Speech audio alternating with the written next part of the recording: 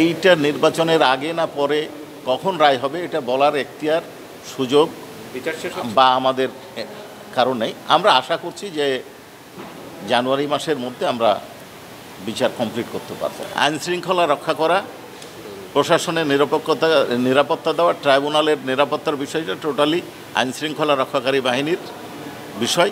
তারা এটা দেখবেন বা তাদেরই দেখার দায়িত্ব। আমরা নিজেদের নিরাপত্তার কোনো অভাব বোধ করছি না। আমাদের প্রসিকিউশন টিম থেকে একজন সাক্ষীর অসুস্থতার কথা একদিন বলা হয়েছিল, আমি যতটুকু জানি।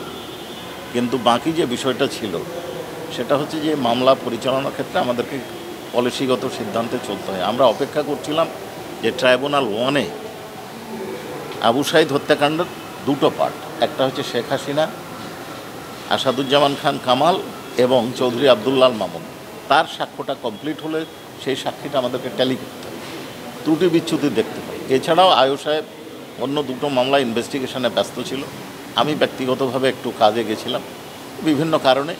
এইটা খুব বড় ধরনের কিছু ত্রুটি বা সমস্যা নয়, এটা স্বাভাবিক প্রক্রিয়া মামলার, যে কোনো সময় অ্যাডজর্নমেন্ট হবে, কোনো সময় বেশি সাক্ষী হবে। এই ক্ষেত্রে প্রসিকিউশন মামলা ডিলে করার বা ডিলে হচ্ছে এই ধরনের কোনো চিন্তা করার কারণ নাই। দ্রুততম সময়ের মধ্যে মামলার সাক্ষ্য গ্রহণ শেষ হবে। এই মামলাতেও 62 জন সাক্ষী, জি 62 জন সাক্ষী আছে। আজকে 12 নম্বর সাক্ষী হয়েছে। আমরা আশা করছি যে 30 থেকে 35 জন সাক্ষী দিয়ে মামলা ক্লোজ করব। দুটো মামলার ট্রায়ালের জন্য দিন ধার্য আছে। অনারেবল ট্রাইব্যুনাল 1-এ রামপুরার 2 জনকে হত্যা করা এবং আমির হোসেনকে ঝুলন্ত অবস্থায় গুলি করার যে মামলা, সেই মামলায় 2 জনের জবানবন্দি হয়েছে, একজনের জেরা চলছে শেষ পর্যায়ে, ওই যে 2 জনের জবানবন্দি হয়েছে তাদের। আর আবু সাঈদের মামলায় আমরা 2 জনের সাক্ষীর হাজিরে দিয়েছি।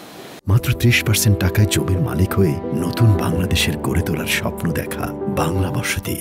12তম সাক্ষী হিসেবে রেজা সাক্ষী দিয়েছেন। বিশ্ববিদ্যালয়ের ছাত্র ছিলেন ওই সময়, আকিব রেজা খান, ওই সময় বিশ্ববিদ্যালয়ের তৃতীয় বর্ষের ট্রিপলি বিভাগের ছাত্র।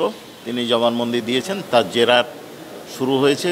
আমির হোসেন এবং সুজন চন্দ্র রায় 2 জনের পক্ষে তার জেরা করা হয়েছে। বাকিদের জেরা 2:30টার সময় শুরু হবে। উনি কি বলেছেন? আচ্ছা, উনি ঘটনার প্রত্যক্ষদর্শী। আবু সাঈদকে আহত অবস্থায় তুলে নিয়ে হাসপাতালে পাঠানোর জন্য রিকশায় তুলে দিয়েছেন, সেই অবস্থাটা বলেছেন। উনি এই ঘটনার জন্য বিশ্ববিদ্যালয়ের প্রশাসনকে দায়ী করেছেন। কয়েকজন শিক্ষক কর্মচারীর নাম বলেছেন, পুলিশ কর্মকর্তাদের নাম বলেছেন, যারা এই হত্যাকাণ্ড ঘটিয়েছে, যারা আবু সাঈদকে আহত করেছে, লাঠিচার্জ করেছেন, যারা আবু সাঈদকে গুলি করেছেন, কারা বিশ্ববিদ্যালয়ের ভেতর থেকে ঢিল মেরেছেন এবং একজন শিক্ষক ঢিল মেরেছেন, কর্মকর্তারা ঢিল মেরেছেন, এটা বলেছেন।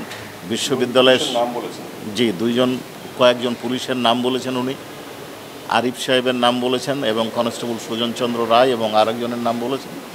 বিশ্ববিদ্যালয়ের শিক্ষকের কথা বলেছেন, প্রক্টর সাহেবের কথা বলেছেন এবং প্রশাসনের কথা বলেছেন।